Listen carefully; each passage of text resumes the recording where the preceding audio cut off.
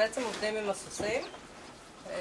יכלתם בטח לראות שהסוסים פה משוחררים ורגועים ונחמדים, ככה ש...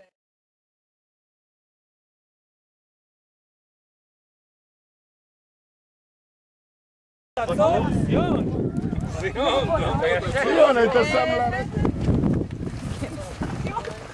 אוי!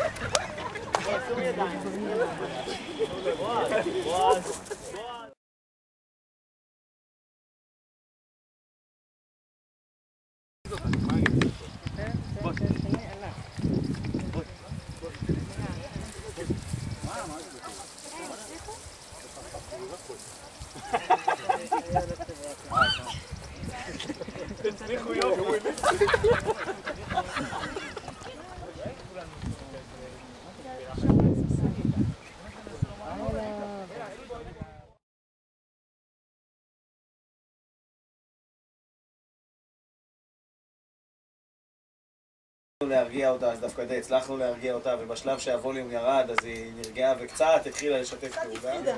זאת אומרת, ברגע שהיא הסתובבה עם כל הגודל שלה והמשקל שלה, אז באופן הכי טבעי כל אחד...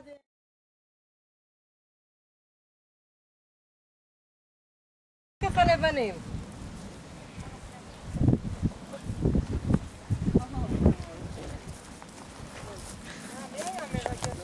יותר קשה שיש. אתה צריך לקנות מי יותר משתף פעולה. אומר מהכחול. מהכחולים, כן? אוי, פספסתם.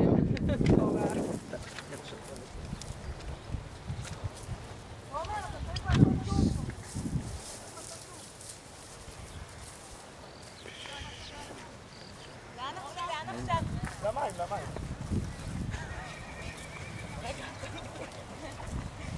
כן?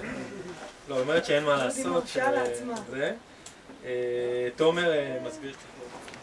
היה לכם היום הזדמנות בעצם להרגיש מה זה תקשורת בלתי מילולית לשפת גוף שלו ולתגובות שלו ומה קורה איתו, יהיה לכם יותר קל.